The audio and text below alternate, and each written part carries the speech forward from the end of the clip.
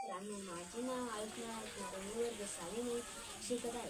माझ्या शाळेचे नाव जिल्हा परिषद माध्यमिक शाळा पानसनेगाव, तालुका सेनगाव, जिल्हा हिंगोली.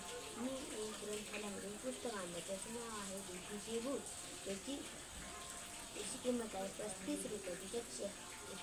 त्याचे लेखक आहेत मानसी हजेरी. गावाच्या छानची गोष्ट, तिच्यातली एक गोष्ट सांगतो. त्या गोष्टीचे नाव आहे भीतीचे भूत. गावाच्या मध्यभागी फार जुनं खूप मोठं एक पिंपळाचं झाड होतं. पिंपळाच्या पानाची सळसळ म्हणजे त्याच्या रूपात या झाडाखाली एक मोठा बांधला आहे. जाता येता गावातली माणसं तिथे विसावतात. आपली सुख दुःख एकमेकांना सांगतात. झाडाच्या फांद्यावर इतर प्राण्यांबरोबर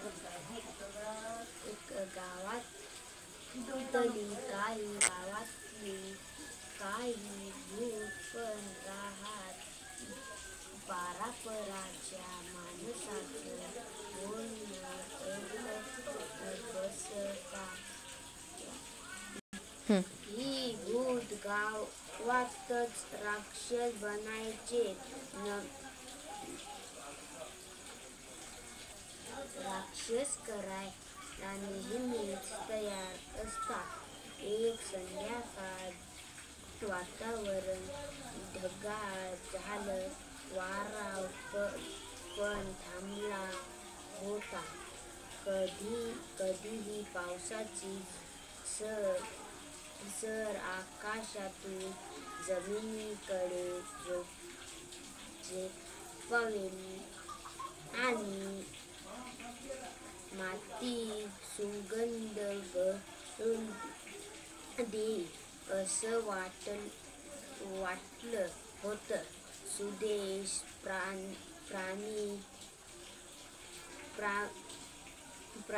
प्रवीण काही मित्र पारावर आले. शाळेच्या ग्राउंडवर खेळायला यायचं होतं म्हणून त्याच्या इतर मित्रांची ते वाट पाहत बसले होते. गावातील काही माणसं पण पारावर येऊन बसली होती.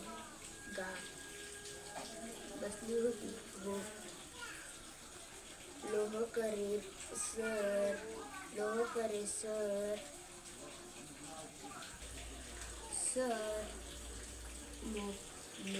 समोरून येताना मुलांना दिसले आणि मुलं आनंदी. सर नेहमीच काहीतरी नवीन आणि उपयोगी गोष्टी सांगतात. सर पाराजवळ आले. नमस्कार सर, या बसा. पायाचे वडील म्हणाले. सर बसले. मी मुलाकडे बघितलं. या रे, इकडे या. सरांनी बोलवलं तशी मुलं त्याच्या भोवती जमली. सर, यंदा पाऊस बरा पडलाय. पहिले ट्रकने पाणी कुठपर्यंत गावाला पुरणार. माझे वडील म्हणत होते, मग इतर जगनी पाऊस चांगला झाला नाही तर गावाला कसा त्रास होतो यावर बोलू लागले. मुलं पण ऐकत होती. धन्यवाद.